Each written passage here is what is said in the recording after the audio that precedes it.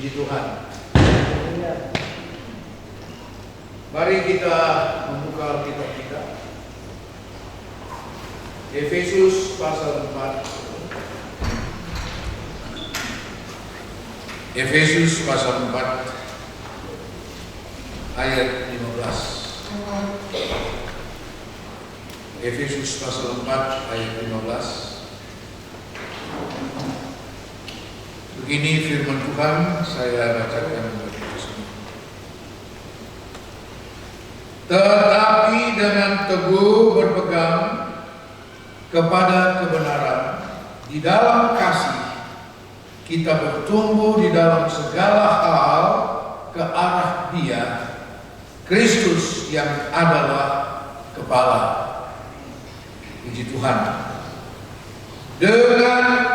Tetapi dengan teguh berpegang kepada kebenaran di dalam kasih, kita bertumbuh dalam segala hal ke arah Dia. Puji Tuhan. Masih dengan pelajaran tentang jika Allah berpihak kepada kita, siapakah yang dapat melawan kita? Kita sudah melihat beberapa poin yang menjadi alasan rohani bagi kita sehingga Allah mau ada di pihak kita.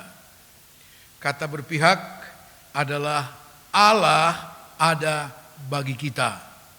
Ya. Beberapa hal yang sudah kita pelajari yaitu alasan rohani yang kita miliki, memiliki hati yang murni di hadapan Tuhan. Pertobatan dan ibadah yang sungguh-sungguh kepada Tuhan. Adanya tindakan iman. Melakukan tanggung jawab pelayanan yang Tuhan percayakan sesuai dengan aturan firman Allah. Dan pagi hari ini kita melihat hal yang berikut, yaitu dengan teguh berpegang kepada kebenaran. Sehingga dikatakan kita bertumbuh ke arah Dia. Kita tidak akan dapat bertumbuh dengan benar, dengan baik, secara rohani, kalau kita tidak tetap berpegang pada kebenaran. Katakan amin.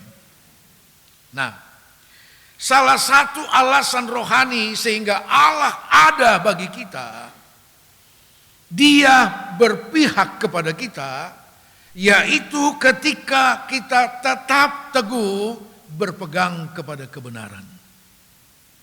Tetap teguh berpegang kepada kebenaran, yaitu orang yang tidak berubah, tidak dapat dirubah atau dipengaruhi dengan situasi dan kondisi bahkan kepentingan apapun.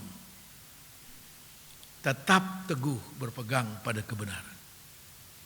Haleluya. Begitu banyak orang Kristen, anak Tuhan yang sangat mudah berubah, melepaskan pegangan kepada kebenaran firman Tuhan. Karena situasi dan kondisi.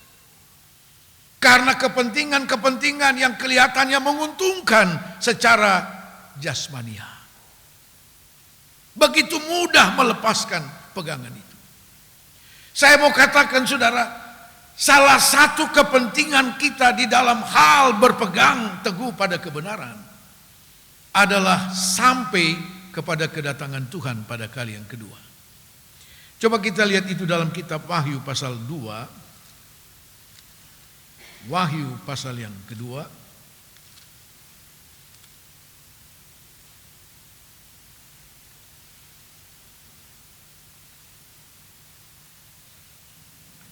Ayat 25.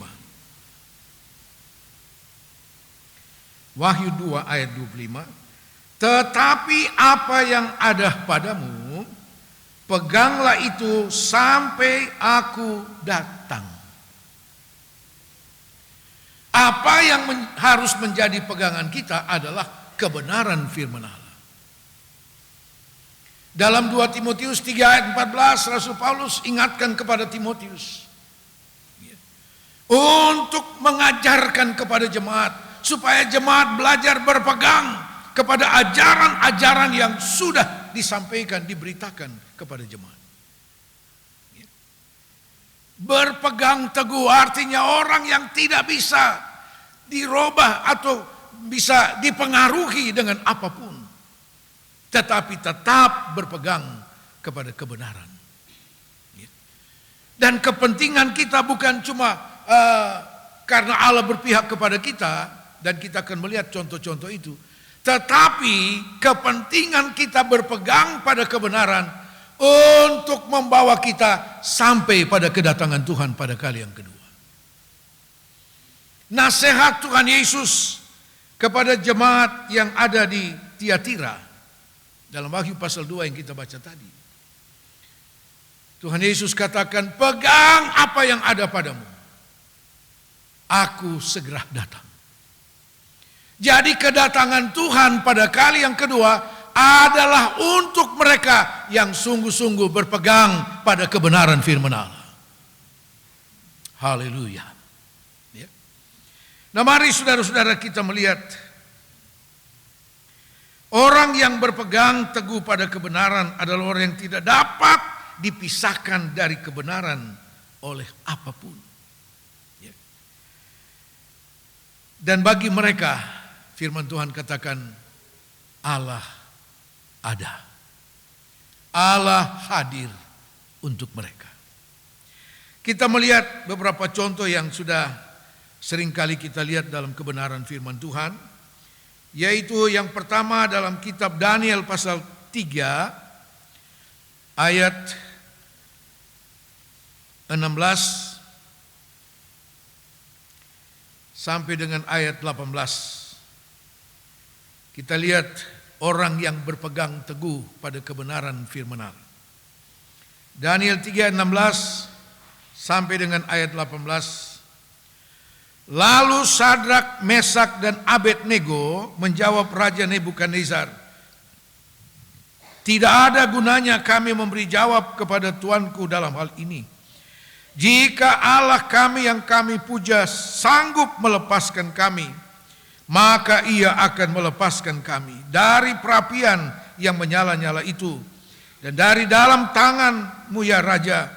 Tetapi seandainya tidak, hendaklah tuanku mengetahui ya Raja, bahwa kami tidak akan memuja dewa tuanku dan tidak akan menyembah patung emas yang tuanku dirikan itu. Peristiwa ini kita sangat mengerti, saudara. Ketika semua orang yang hadir di Lembadura untuk meresmikan patung emas yang dibuat oleh Raja Nebukadnezar, dan semua harus sujud menyembah patung itu.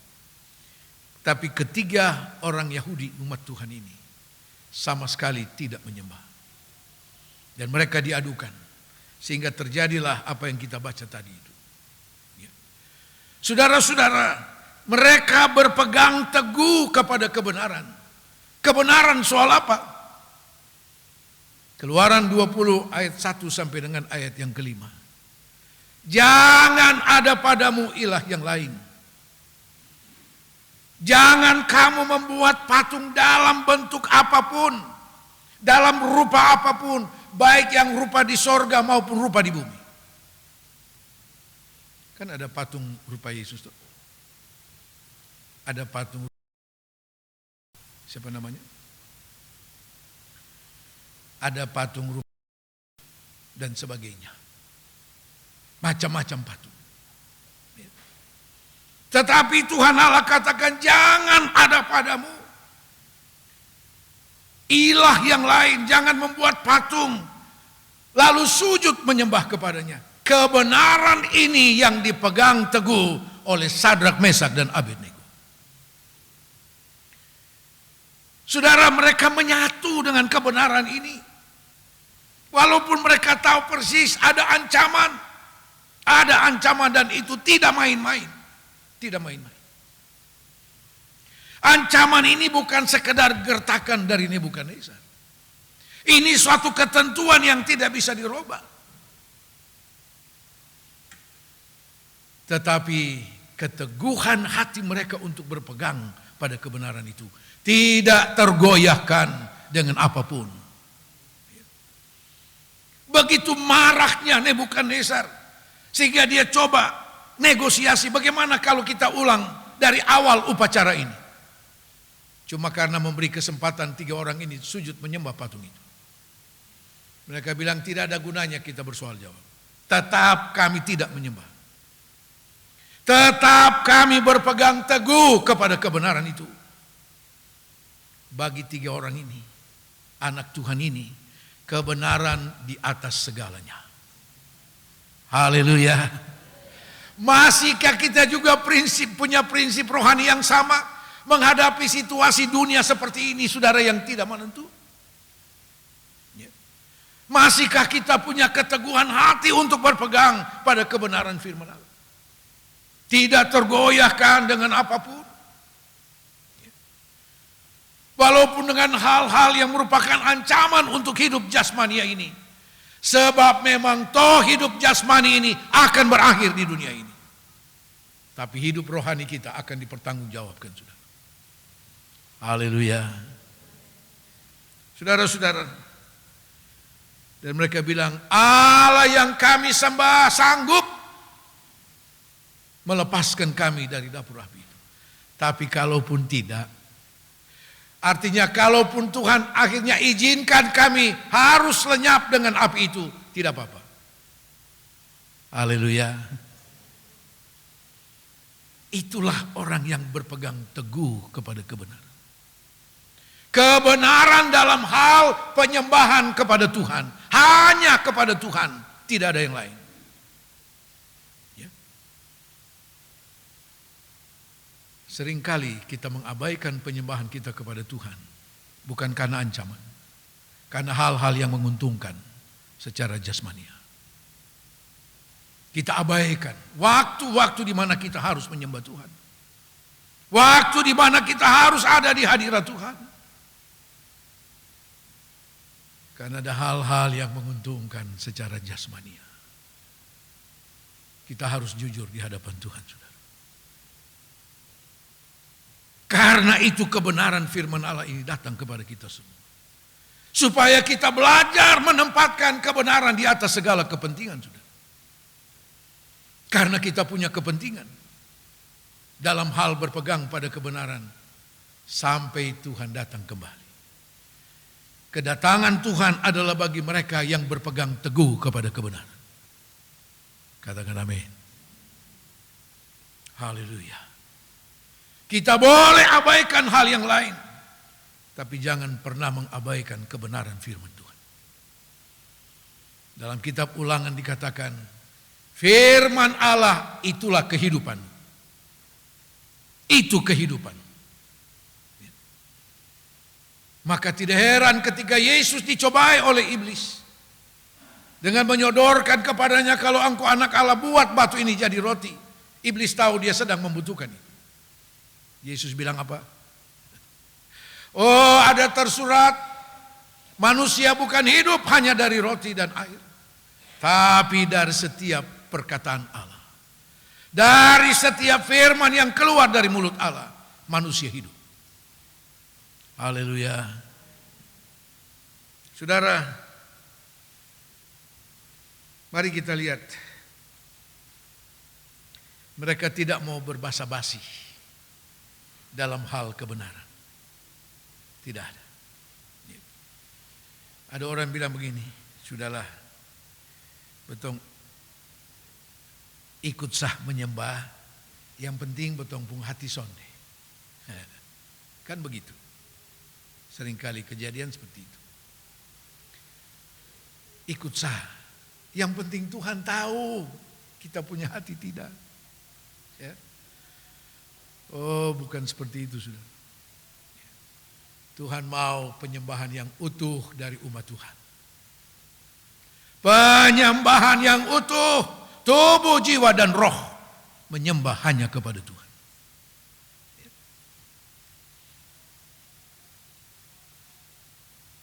Lalu kita lihat bagaimana Allah berpihak kepada Sadrak, Mesak, dan Abednego, yang akhirnya harus dibuang ke dalam dapur api itu, yang dipanaskan 7 kali lipat.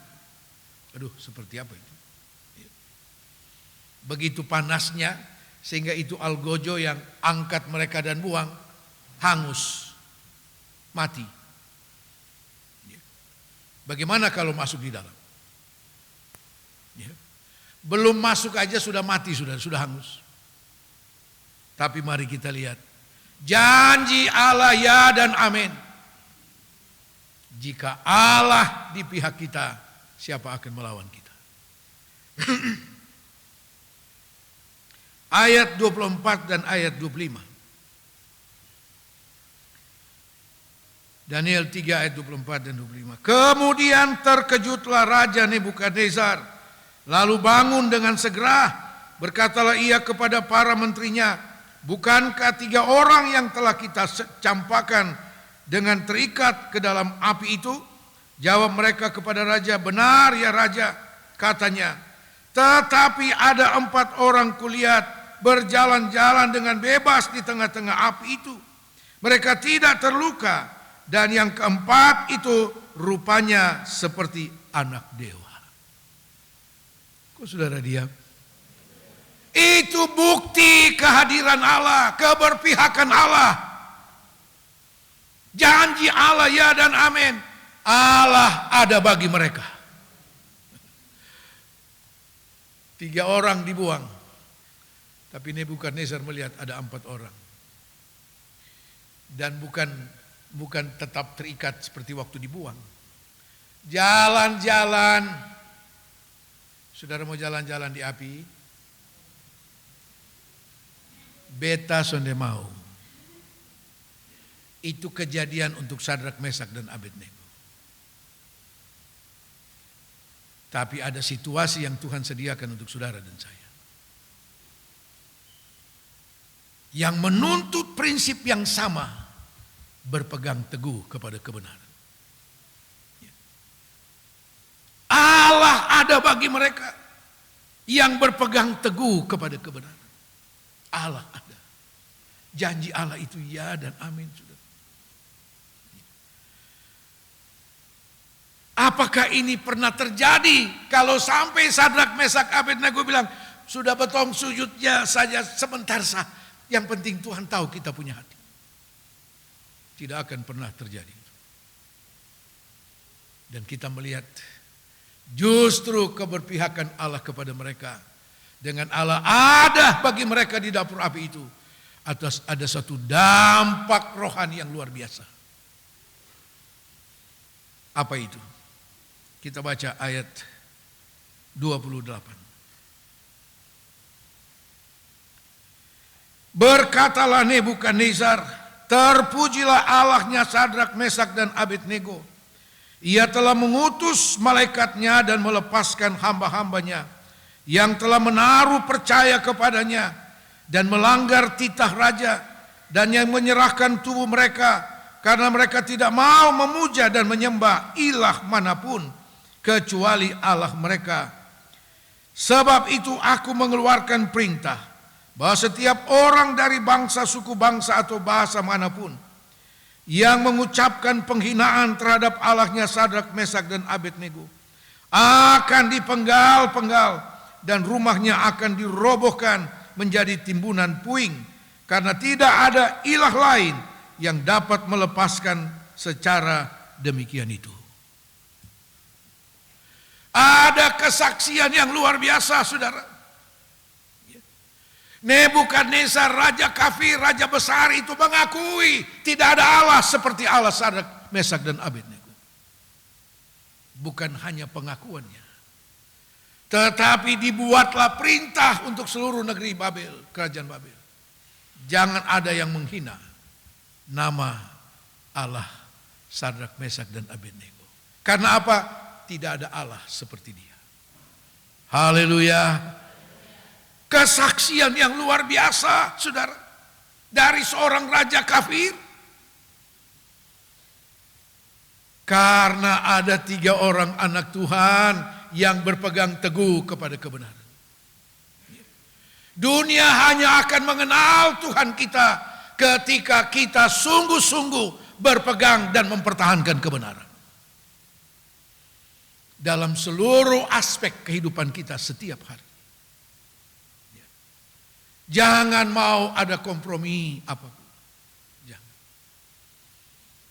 Dalam pekerjaan apapun, saudara, jangan. Menjadi doa kami seperti saya sudah pernah sampaikan sebagai gembala jemaat.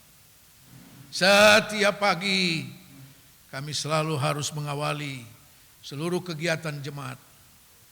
Tuhan beri supaya jangan umatmu menyimpang dari kebenaran firman Tuhan. Untuk hal apapun, jangan.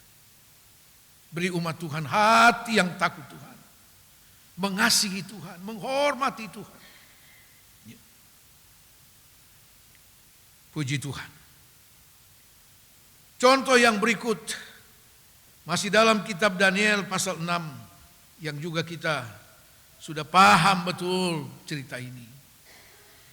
Ya. Ketika Daniel harus tetap berpegang pada kebenaran firman Allah. Berpegang teguh kepada firman Allah. Saudara, karena dia paham betul. Karena kebenaran itulah yang telah membawa dia pada suatu kedudukan yang sangat tinggi. Ya. Orang kepercayaan Raja Darius yang membawa 120 menteri di kerajaannya. Dan Daniel paham betul.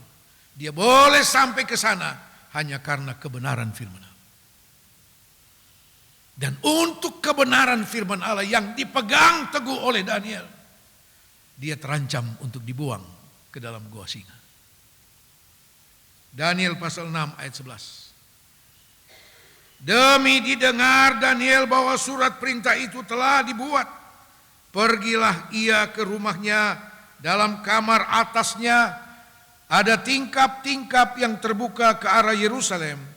3 kali sehari ia berlutut berdoa serta memuji Allahnya seperti yang biasa dilakukannya. Haleluya. Seperti yang biasa dilakukan oleh Daniel dari hari ke hari, dari waktu ke waktu. Dia berpegang pada kebenaran firman Allah tentang apa? Kuasa doa. Kuasa doa. Saudara, dan Daniel tidak bisa dipisahkan dari itu. Oleh apapun. Tidak. Saudara, dan kita semua tahu, di dalam mempertahankan kebenaran tentang kuasa doa itu, gaya hidup Daniel dalam hal doa, dia harus dibuang ke dalam lubang singa. Satu hal yang ingin saya ingatkan kepada kita, ketika kita berpegang teguh pada kebenaran, apakah pencobaan itu lalu disingkirkan oleh Tuhan? Tidak. Apakah api yang menghangus itu kemudian dipadamkan oleh Tuhan? Kalau Tuhan mau bisa. Apakah kemudian goa singa itu disingkirkan oleh Tuhan? Kalau Tuhan mau bisa. Tapi Tuhan bukan cara seperti itu. Tuhan mau buktikan kehadiran Tuhan itu luar biasa. Daniel akhirnya dibuang ke dalam gua singa, bukan? Tetapi Allah ada bagi dia. Jika Allah ada di pihak kita, siapa lawan kita? Oh, api tidak ada artinya. Singa-singa yang kelaparan tidak ada artinya. Kalau Allah ada bagi saudara dan saya. Saudara mau Allah ada bagimu? Pegang kebenaran firman Allah. Jangan ada kompromi apapun. Pegang firman Tuhan. Lakukan firman Allah. Dan kita akan melihat bahwa sungguh janji Tuhan itu ya dan amin. Allah hadir. Dan ketika Allah hadir, saudara, Dia yang menciptakan langit dan bumi dan segala isinya, semua tunduk kepadanya. Semua tunduk kepadanya. Singa-singa itu tidak melihat Allah. Yang mereka lihat adalah Daniel. Mereka tidak lihat kehadiran Allah. Haleluya. Saudara-saudara yang dikasihi Tuhan. Di dalam kitab Bilangan pasal 13-14, saudara, ada dua orang, Yosua dan Kaleb, yang tetap berpegang teguh kepada kebenaran firman Allah. Sekalipun mereka terancam untuk dibunuh oleh bangsa Israel. Karena bangsa Israel sudah terpengaruh dengan kesaksian dari 10 saksi itu. Kita tidak bisa masuk ke tanah Kanaan. Tidak mungkin masuk ke sana. Kalau tidak mungkin masuk ke sana, berarti janji Tuhan itu tidak benar. Karena orang-orang di Kanaan itu makan orang. Saudara, tapi Yosua dan Kaleb bilang tidak seperti itu. Oh, sesuai dengan janji Tuhan, negeri itu sudah diberikan Tuhan kepada kita. Yosua dan Kaleb berpegang teguh kepada kebenaran firman Allah. Kebenaran tentang apa? Janji Tuhan. Kebenaran tentang janji Tuhan. Dan itu yang mereka pegang. Dan ketika bangsa Israel ingin melenyapkan kedua orang ini, kemuliaan Allah hadir di sana. Bangsa Israel ketakutan. Saudara, Allah ada bagi Yosua dan Kaleb. Allah ada bagi mereka. Dan bukan sekedar ada bagi mereka, tapi Allah ada bagi mereka sampai membawa mereka ke tanah Kanaan. Haleluya. Allah ada bagi saudara dan saya ketika kita tetap berpegang teguh kepada kebenaran firman Allah. Dan Allah ada bagi kita sampai kedatangan Tuhan Yesus pada kali yang kedua. Kehadiran Allah luar biasa bagi kita, saudara. Kita tidak tahu persis apa yang akan terjadi di tahun 2022 yang kita sedang jalani. Tapi satu hal yang saya yakini ketika saya berpegang pada kebenaran firman Allah. Allah ada bagi saya sepanjang tahun 2022. Allah ada bagi kita semua sepanjang tahun 2022. Apapun yang akan kita hadapi, Allah ada bagi saudara dan saya. Haleluya. Dengan segala pembelaan dan pertolongan dan berkat Tuhan yang Tuhan sediakan bagi saudara dan saya. Katakan amin. Puji Tuhan, Tuhan memberkati kita sekali.